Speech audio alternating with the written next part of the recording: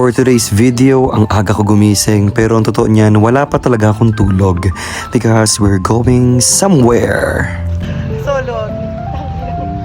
And ayan, nagkita-kita na kami ng mga friends ko at namalengke muna kami para mamili ng aming mga gagamitin sa aming travel. Trisha. Hi. Lopo. So pinag-iisipan namin kung ano mga bibilin namin para lutuin para sa aming lunch, dinner at syempre kinabukasan. And of course, napulutan. So after namin mamili ay nagtawag na kami ng tricycle para ihatid kami kung saan kami pupunta. And syempre bago ang lahat, kailangan muna namin mag-register. Bumili muna ako na maiinom kasi iba talaga yung init ng tanghaling to. So dumating na yung iba namin mga kasama at nagpahinga muna kami ng kaunti dahil sobrang layo at taas ng aming tatahakin. At dahil ang dami naming dalang mga gamit, kailangan namin umargila ng kabayo para naman hindi kami mabigatan sa aming mga dinadala. So nag-start na kaming umakyat ng bundok at una pa lang ay daman na namin kung gaano kahirap dahil sa init at taas ng aming inaakyat. And syempre at some point kailangan muna namin magpahinga dahil baka hindi namin kayanin ang init dahil sa tirik ng araw. Pero after ilang minutes, diniretso na namin yung aming paglalakad dahil medyo malayo pa yung aming tatahakin. At this point, ramdam na namin yung pagod tsaka yung hapo. Pero since ito na yung ikalawang akyat ko dito, alam ko na nasa una lang naman siya mahirap. Dito, tanaw mo na yung view, so it means medyo malayo na at mataas na yung aming naaakyat. Nagpahinga muna kami ng konti habang pinapanood namin ang magandang tanawin at ganda ng Laguna Lake.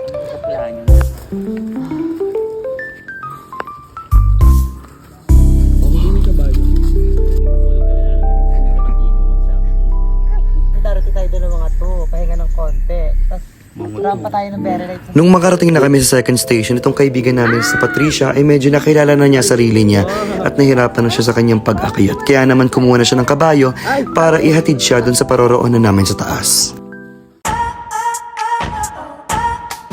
Umaura pa siya, nakala mo hindi siya nahirapan sa pag-akyat na para hindi niya kilala ang sarili niya. Ito yung paanong kabayo. Bakla, pagod na yung kabayo to. Bakla!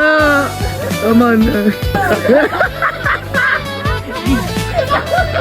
Dumiretso na kami sa pag-akyat dahil kahit aanin na lang kami natitira at kahit wala na si Patricia ay kailangan namin magpatuloy para naman mapanindigan namin ang pinili namin kahirapang to.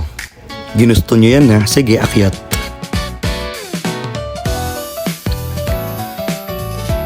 Medyo kita na namin kung gaano nakataas yung aming naaakyat kaya naman kailangan namin magpahinga at baka mamaya pare-parehas kaming umarkila pa ng kabayo para iatid din kami sa paroroonan para sabay-sabay kami nandun. Dun sa medyo gitna ng aming pag-akyat medyo marami ng puno kaya marami ng mga pwedeng silungan para hindi kami masyadong mainitan sa aming pag-akyat.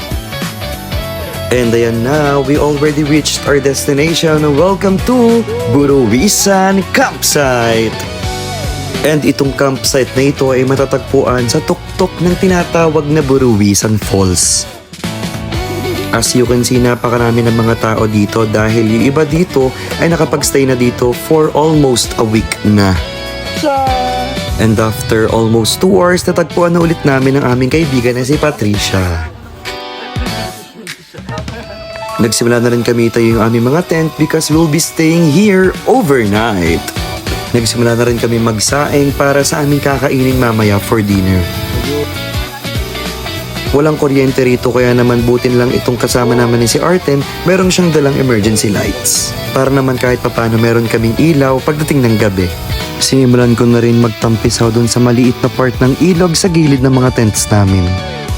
And medyo paggabi na kaya kailangan na namin mag-prepare para sa aming dinner. So yun, katulong ko si Aro at habang ako ay nag-iihaw ng inihaw na liempo, siya naman ay nagluluto ng napakasarap at mainit na tinola. And syempre, kulang ang isang camp kung walang marshmallows. Prepared na ang aming dinner kaya naman inagahan na namin kumain para makapaggala pa kami sa ibang party dito sa Mount Romelo.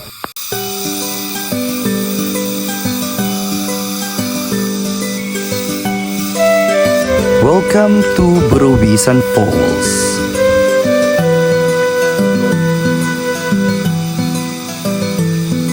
Ang Ang Buruwisan Falls ay isa sa pinakatanyag na waterfalls dito sa Siniloan, Laguna. Sa tuktok niyan matatagpuan ang Buruwisan Campsite kung saan nakatayo ang aming mga tent.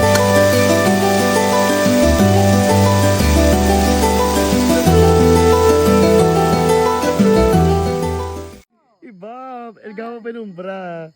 Obos. Maria Makili.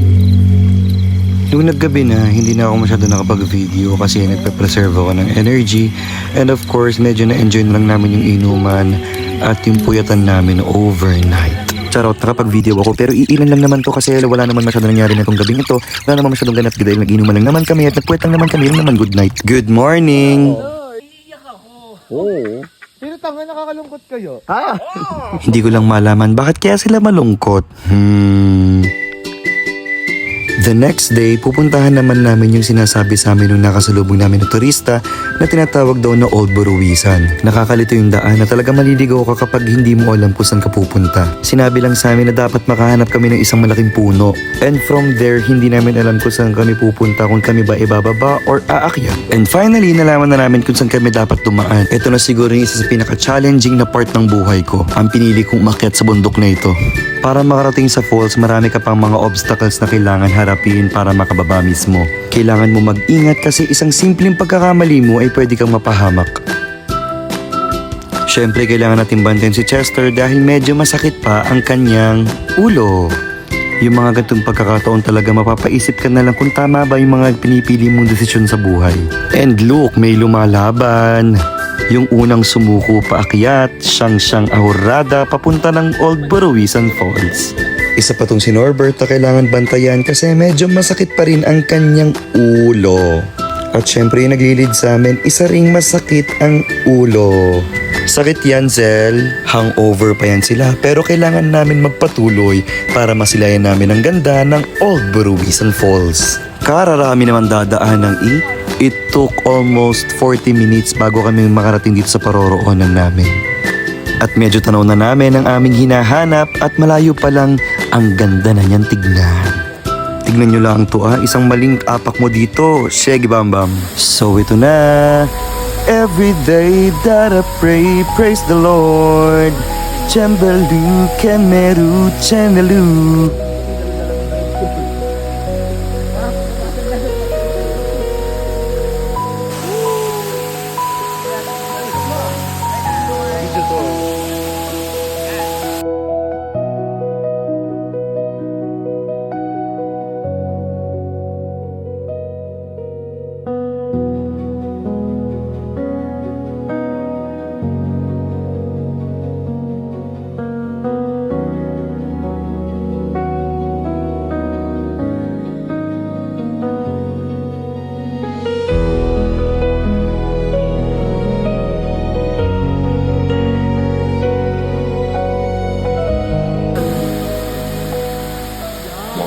Ladies and gentlemen, let us welcome the candidate for Ginoong Buruwisan 2026. Charot. And at this point, pabalik na kami sa campsite ulit. This time, hindi na kami maliligaw dahil meron na kaming kasamang tour guide.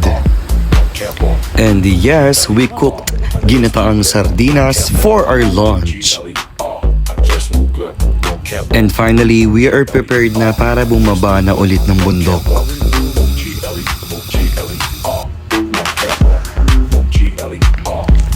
And of course, we reached the summit dahil hindi namin to napuntahan nung kami pakit pa lang. And syempre, safe kaming nakababa at nakauwi. Once again, thank you so much, Mount Romelo.